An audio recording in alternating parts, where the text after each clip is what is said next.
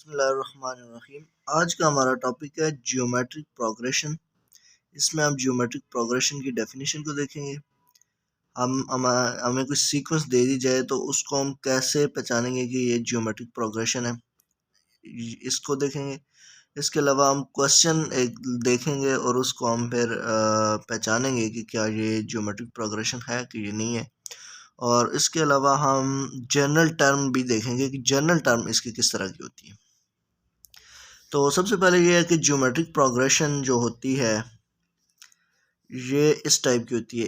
ए पहली टर्म इसकी ए होती है, दूसरी होती है ए आर, तीसरी होती है ए आर स्क्वेयर, चौथी ए आर क्यूब। इस तरह करते करते इसमें आर की पावर्स बढ़ती जाती है। सबसे पहले ए होता है, उसके साथ आर मल्टीप्लाई होता है और फिर आर मल्टीप्लाई होता है, आर इस तरह मल्टीप्लाई होता जाता है। तो ये उसकी जनरल फॉर्म होती है। और मेरे पास फॉर एग्जांपल ये एक सीक्वेंस है 3 6 12 अप टू सो ऑन, ये सीक्वेंस है। तो अब मुझे देखना है क्या ये ज्योमेट्रिक प्रोग्रेशन है कि नहीं है। तो आपने यूँ करना होता है, अगली टर्म से पिछली को माइनस करना है, डिवाइड करना है। 6 डिवाइडेड बाई 3, आंसर क्या आ गया 3 2 6 2। अब अगले में से फिर पिछली टर्म को डिवाइड करना है, 12 डिवाइडेड बाई 6, आंसर आ गया 2। तो इसी तरह हर अगली टर्म में से पिछली टर्म को डिवाइड करने से अगर आपके पास आंसर सेम ही आ रहा हो तो इसको हम कहते हैं कॉमन रेशो। अगर कॉमन रेशो सेम आ रही हो तो फिर हम कहते हैं ये जो सीक्वेंस गिवन है ये जियोमेट्रिक प्रोग्रेशन है। ठीक है। और इसकी जनरल टर्म इस तरह की होती है, यानी इस फॉर्म में अगर हम इसको देखें,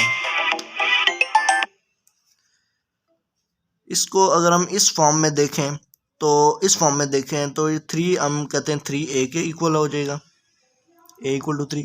और इसको ए आर की फॉर्म में कैसे लिख सकते हैं, यानी कि a यही और मल्टीप्लाई बाई आर, इसकी रेशो क्या निकाली हमने 2, मल्टीप्लाई बाई 2 की फॉर्म में लिख सकते हैं।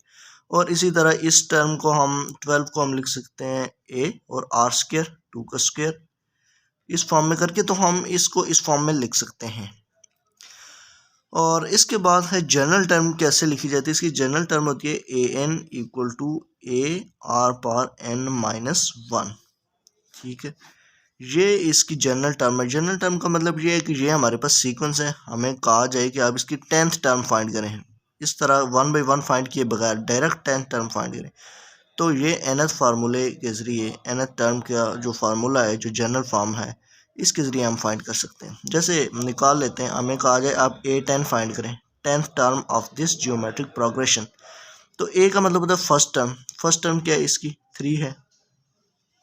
n माइनस 1 का मतलब क्या है, यहाँ पे a10 है तो यहाँ पे 10 माइनस 1 हो जाएगा, यानी ये आ जाएगा a10। 10th टर्म फाइंड करना है, n की जगह 10 रखना है इक्वल टू a की जगह हमारे पास 3 है और r हमने फाइंड किया था, यहाँ पे 2 आ रहा है, r की जगह 2 रखेंगे और पावर n माइनस 1, n क्या है, n 10 है, 10 माइनस 1 9। तो ये जो इसको मल्टीप्लाई करने से जो आंसर आएगा वही a10 होगी। 10th टर्म इसकी वही होगी जो इसको मल्टीप्लाई करके आंसर आएगा।